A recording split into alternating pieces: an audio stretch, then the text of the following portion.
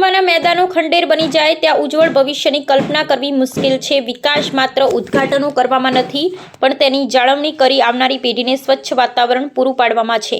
અમરેલીમાં ડોક્ટર અબ્દુલ કલામના નામનો બગીચો બન્યો કચરાપેટી। અમરેલી દેશના પૂર્વ રાષ્ટ્રપતિ અને missile man doctor APJ Abdul Kalam જેઓ બાળકોને ખૂબ પ્રેમ કરતા હતા તેમના જ નામે અમરેલીના બટારવાળી વિસ્તારમાં બનેલો બગીચો આજે અત્યંત દયનીય અને ખંડેર હાલતમાં છે। એક સમય વિકાસનું પ્રતીક મનાતો આ પ્રોજેક્ટ આજે તંત્રની બેદરકારીનો શિકાર બન્યો છે।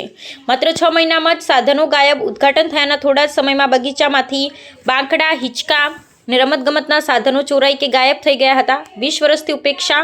છેલ્લા 2 દાયકાથી આ બગીચાની કોઈ જાળવણી થઈ નથી અને તે ગંદકી તથા કચરાના ઢગલામાં ફેરવાઈ ગયો છે। આંગણવાડીના બાળકોના સ્વાસ્થ્ય પર ખતરો।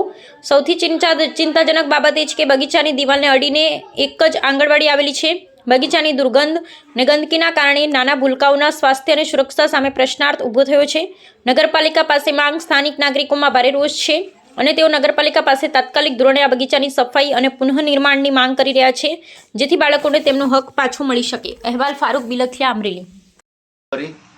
અમરેલી શહેર ચાંદની ચોક સદભાવના ગ્રુપ ત્યારે બટારવાડી વિસ્તારમાં આવેલ શૌચાલયની પાસે એક આંગણવાડી આવેલી છે। આંગણવાડીના મેડમો ત્યાંના એમ કે જે વાલીઓ જે આવે ને ફરિયાદ કરે કે આ અમારી આંગણવાડી જે છે ત્યાં બાજુમાં ધનકચરો એમ કે મિની કમ્પોસ્ટ જેવું દેખાઈ આવે છે।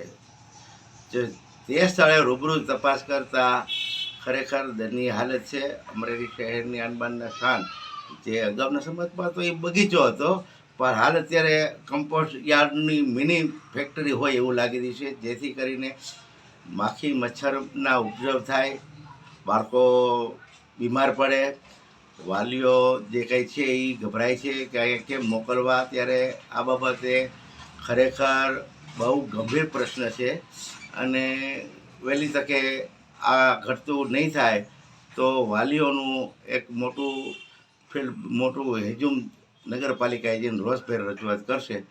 આ ફરિયાદ મારા વિસ્તારમાં મારી ઓફિસે 4-5 વારંવાર આવી ત્યારે એક ફરજના ભાગરૂપે જનજાગૃતિના ભાગરૂપે અમરેલી શહેરને આનબાનને શાન જાળવવા માટે સ્વચ્છતા કેમ જળવાય, સ્વચ્છતામાં કેમ વધારો થાય, મિશન સ્વચ્છતાનો અમલ થાય, અમરેલી શહેર અમરવેલી બની રહે તેવા પ્રયાસના ભાગે વહેલામાં વહેલી તકે ઘટતું કરવા હું માંગ કરું છું।